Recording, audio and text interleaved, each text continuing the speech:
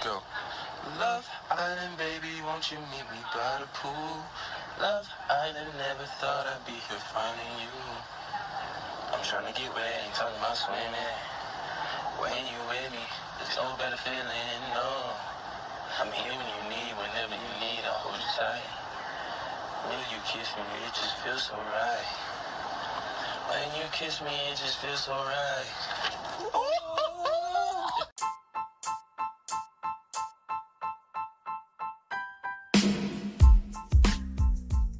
Welcome to L Squared, a podcast with fresh Love Island content.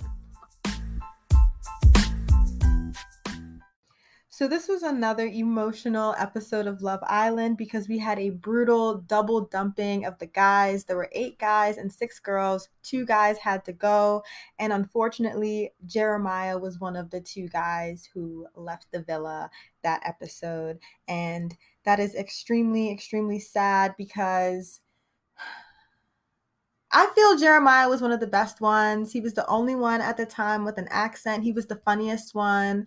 I feel he had the most potential to give us some jokes and slang. He just didn't get enough time on screen.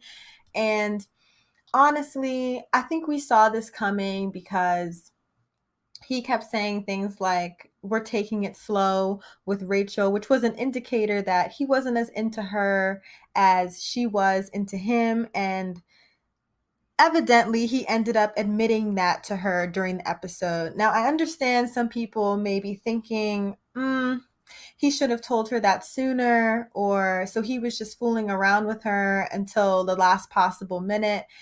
I think he never made any solid promises to Rachel. She was the one who was saying, oh, all of my eggs are in your basket. You know, I'm all in for you. But Jeremiah never said that to her. So I think that was just kind of him finally getting it off his chest in a moment where it mattered, that he's just not that invested in the relationship, or he just never felt that spark with her. So I think it was good on him to be honest with her. And I think we can securely say that Jeremiah kept it real in the villa.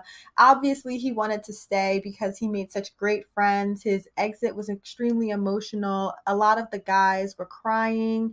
He was crying. He teared up. We're not going to get any more J&J jingles from Johnny and Jeremiah, but he was his true and authentic self in that villa, and that's what matters. And I'm so glad that he was able to walk away having found a brotherhood.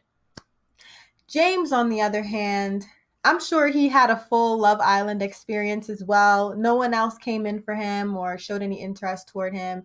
You know, that's how the game goes. If there's no one there for you, then you have to leave the villa.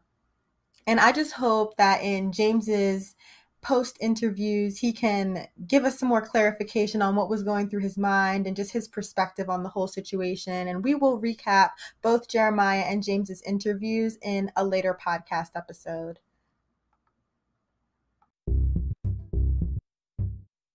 This episode of Love Island, however, opened with the Islanders playing the casino game roulette, which is the spinning wheel, and the person drops the ball in the wheel, and wherever the ball lands for this game, that's the dare the Islander had to complete. So the hot moments of this game were when Connor had to kiss Moira. It was a quick peck on the lips, not a big deal, but Kenzie didn't take it well because when Connor moved to try to kiss her on the cheek, she very obviously rejected him. She was not very pleased with what she saw. And then Connor was dared again to give a double kiss to 2 girls at the same time. Those 2 girls were Rachel and Justine. So people were commenting that Connor is into the swirl. I would love to think that too, but I honestly think that he chose those 2 because he has the strongest friendship connection to those 2 Islanders. But I'm going to hold out hope. There could be a potential swirl out there. I'll put it out. But Kenzie just was very dissatisfied with Connor's behavior. I think he accepted the dares and did them as gracefully as he could. He even said in the confessional that he didn't want to kiss all over anybody else out of respect for his relationship with Mackenzie, which I think is great. And I think Mackenzie should loosen up a little bit because this is the dynamic of the competition they're in. although her and Connor are together, they still have to participate in the games and they still have to go on dates. So there are just some things that are out of Connor's control, and you have to judge him based on how he's responding to that. And his response was the best way possible. He participated without being exuberant with his participation, but it's not fair for Mackenzie to react so negatively that it makes Connor feel bad about what he's doing, especially since he didn't volunteer to do it. It's something that everyone has to participate in. He was chosen for it.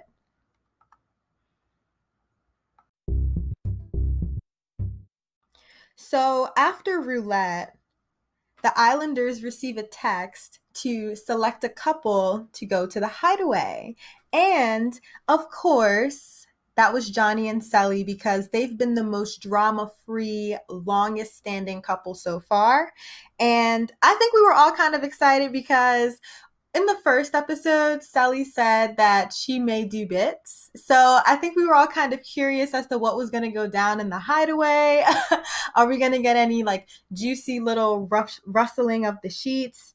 But Sally later clarified that she was a lady, not a hoe. So she didn't really disclose any information if anything did go down. I really think if something happened, they would have shown us a little something to insinuate something had happened.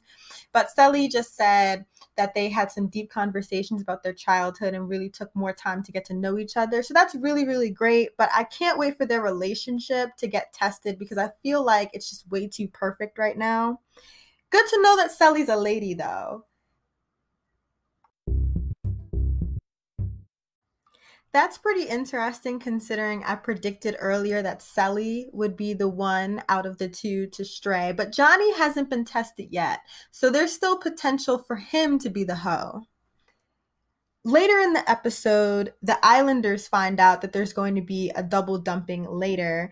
And this is a good moment to comment on how happy Caleb is. He gets up in the morning cheerfully, says good morning to everybody very loudly.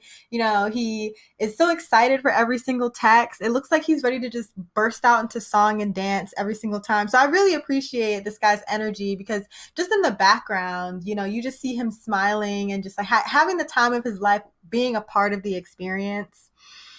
And of course, the boys are threatened that the women now have the power. So, like I said, the double dumping was pretty brutal. I hate that the OGs are gone. I always feel like they're the strongest Islanders and that they should be saved a little bit.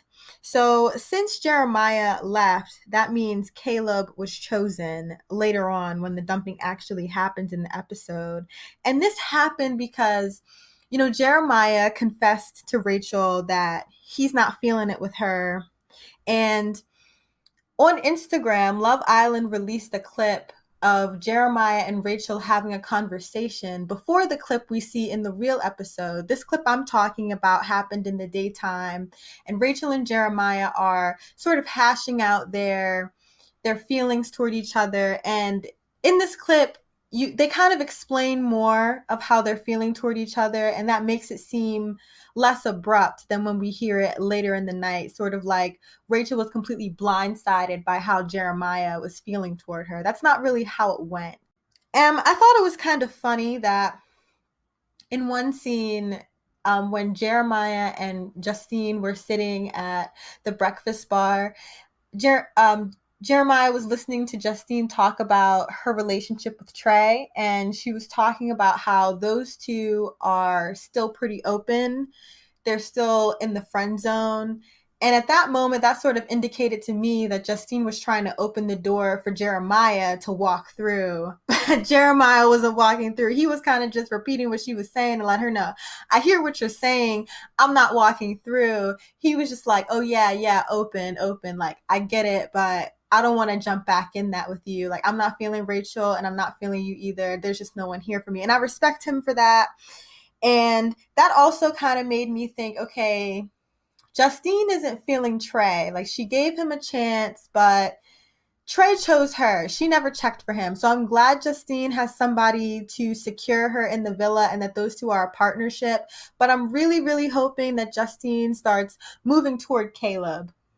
I always think it's so funny how hard the boys start sweating. Like we already saw how crazily they behave when they feel threatened, especially when Moira came back from her date. Johnny was one of the first guys over there to start hounding her with questions. And now that the girls have the power for the dumping, the guys are like squirming. They're like, oh, this doesn't feel right, as if it's unnatural. But guys, this is Love Island. So, leading up to the dumping, James tries to make it snap with Moira again. And of course, Moira says no to that. And that was kind of an awkward conversation. Um, I guess James was just trying to hold out hope because he really liked Moira and I think he felt their connection was real. I think it was real too, but I think just the way he reacted to situations just really turned Moira off and she was just way too overwhelmed with the whole prospect. I like flirting with you. It's just like so wild. No regrets though, right? No, no regrets. Could you see yourself getting to that point again, or?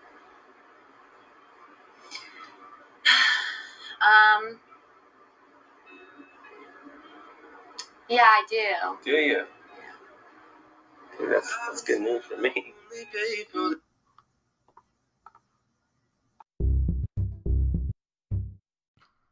We should also talk more about Connor and Mackenzie's conversation about how Mackenzie's reaction during the games made Connor feel. So Connor was basically expressing to Mackenzie that her reaction made him feel bad, like her insecurity about, I guess, herself and even their relationship makes him feel like he's doing something wrong, but he doesn't think that he actually is. I think he believes that he handled the situation in the best possible way, but because Mackenzie feels bad, he feels at fault, like he's done something to cause her hurt feelings.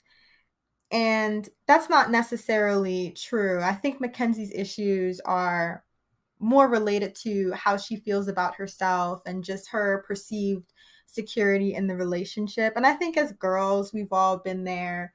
When our guy is like out hanging out, you start thinking things like, oh, he's probably out cheating, except Mackenzie's is kind of like on a different level because there's no wonder about what Connor's doing. He's doing it right in front of her, and she kind of just needs to tell herself that everything is okay and they're on Love Island.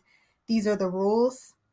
So I kind of felt bad for Connor because I feel he expressed himself very clearly and communicated with Mackenzie very well and in a gentle way so that she could understand. But she wasn't being very receptive to what he was saying. It's kind of came across like she wasn't even listening to him because instead of responding something like, okay, I'm sorry, I feel so insecure, I just didn't really like the game. Instead of just telling him how she felt and just like understanding how he felt, she kind of tried to shift the blame onto him again and say, oh, I feel so blindsided that you're telling me this right now. I don't think that was the issue. I just don't think she liked that he was telling her that at all. I don't think it really mattered at what time he told her. I think he told her at a really good time because last night or the previous night, he probably felt that way, but he just didn't know the best way to say it. So he slept on it. And the next day, he still didn't like the way things went down. So that solidified in his mind, okay, something needs to be said about this. This is how I'm going to say it. I think he made a very calculated decision and he executed it well. It's just Mackenzie would have never been ready to hear that or receptive to it or accepting of it. So it kind of makes me feel bad that they're both feeling bad in the relationship. And hopefully, Mackenzie can bring herself to a point where she can listen to what Connor's saying because he's definitely the type of person who wants to work out relationship issues. It's just he needs someone to work with him. I don't like to be controversial and I don't like to fight at all. With Mackenzie, it makes me feel like I am not doing a good enough job in this relationship. And it leaves a lasting impression on me. Just Some people have been saying that Connor needs to grow more of a backbone, that he's being a worm. he's already admitted in his intro video that he doesn't have a lot of dating experience or relationship experience. It's clear that he knows what's necessary for a good, healthy relationship and that it has to be built upon. But I also think his lack of experience is kind of showing here. So that conversation was the last big moment before the double dumping.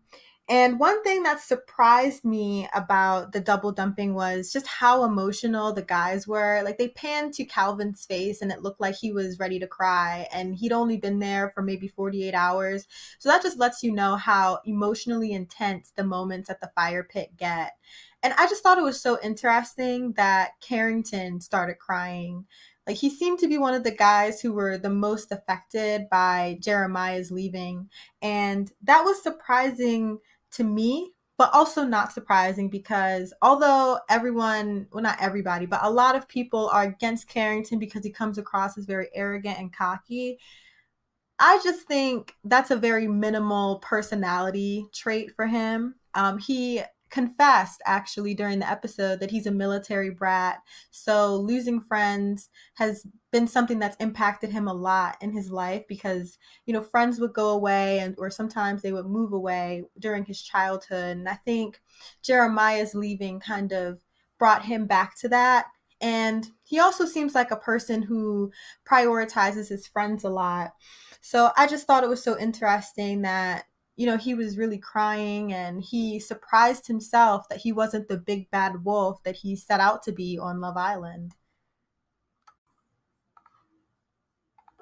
Honestly, I figured I'd make friends, but I was here to find a girl and step on toes. That was me, big bad wolf, and it didn't happen that way. I did the complete opposite. I made great friends. Damn.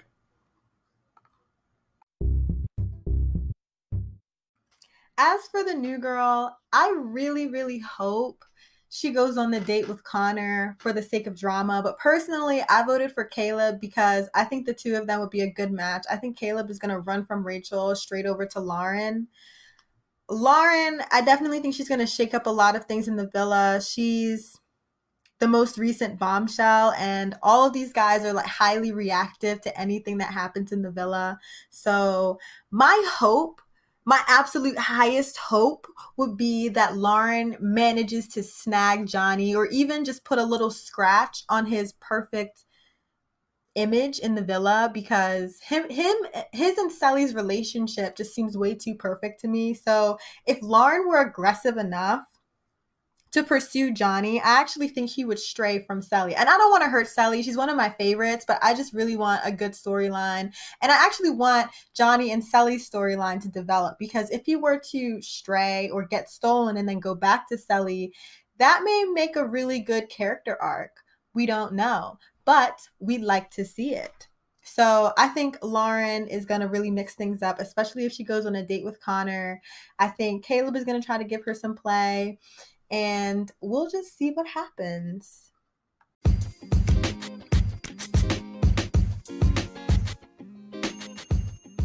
So now we're at the point in the episode where we mention some tweets. @Soci says, I knew Connor was a spicy white boy. You see how he picked 2 black queens? Yeah. I hope Connor's down with the swirl. That would be interesting. _Clement13 says, Moira said, he said he would be my crutch. And James said, and it's the meme of the guy blinking really fast. Yeah, James was definitely stunned by that line. I think he was thinking, man, if only I'd said that, I may have won her back.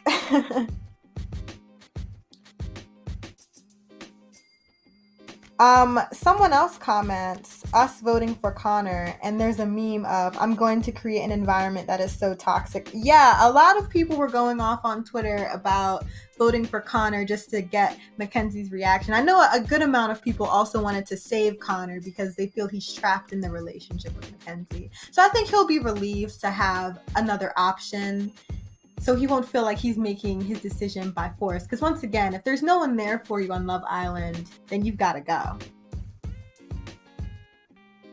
Someone else says, Y'all see the difference between Connor and James's reaction? Exactly. Yeah, definitely. Connor is definitely very pragmatic and logical. He approaches things with a very calm demeanor, but James was much more emotional. So that's a big difference. You should try to approach things that upset you, especially having to do with other people, with a calm attitude as to not instigate the situation.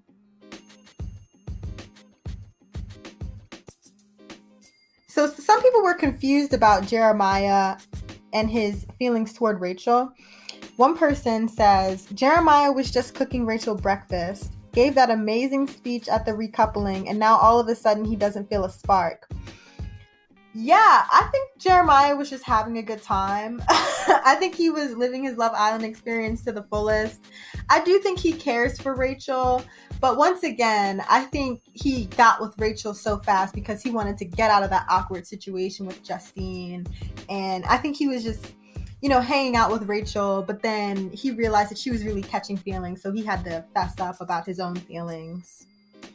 So, of course, a lot of people were reacting to Mackenzie because she cried in this episode during her conversation with Connor. And one person says, Mackenzie, girl. Yeah, I mean, I get she's a crier. That's just a given. I mean, whatever happens that she doesn't like, she's going to cry about it. But it makes for good TV. That's why I didn't, but a lot of people voted for Connor to go on the date because we just want that drama. We're a hungry audience. Chocolate cinnamon apple. Someone else said, yeah, that was really funny, kind of uncomfortable that Sully called Johnny that. I don't think he meant for her to say that out loud in front of everybody, but I also don't think he mind. She said that during the recoupling speech.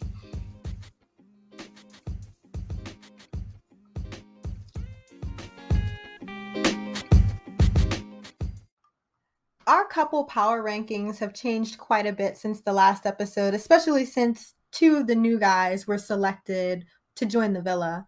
So Johnny and Sully are our reigning top power couple. They've been together for the longest with the least amount of problems.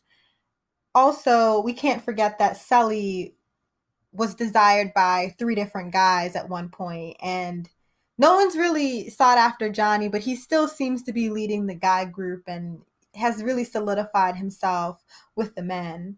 So in our number 2 position is Carrington and Kirsten, because they haven't had any issues yet either. And then we also saw some character development with Carrington when he cried during Jeremiah's exit.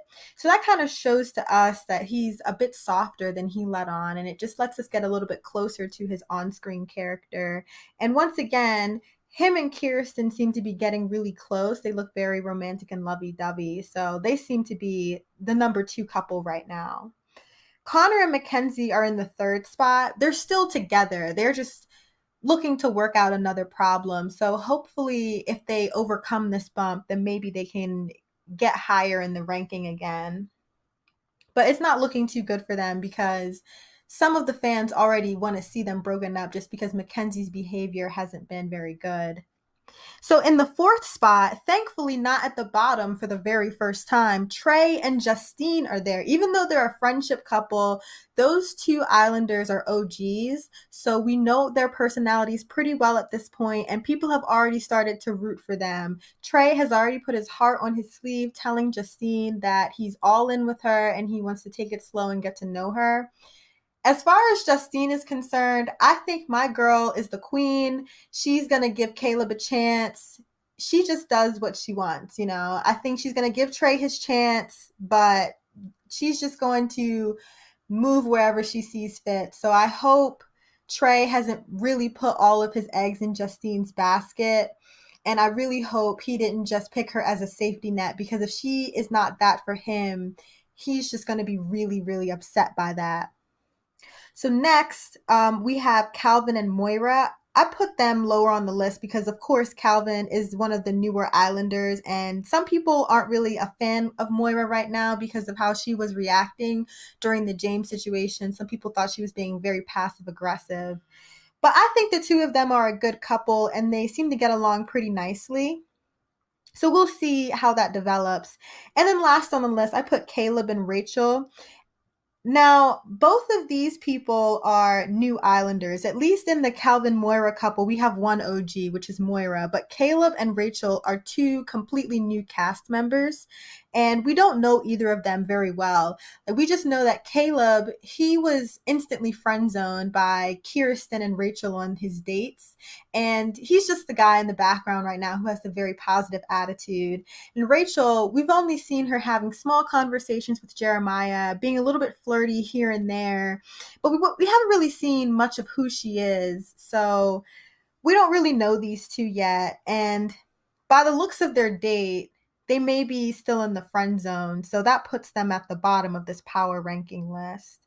As far as our diversity percentage, that hasn't changed because the new girl hasn't arrived yet.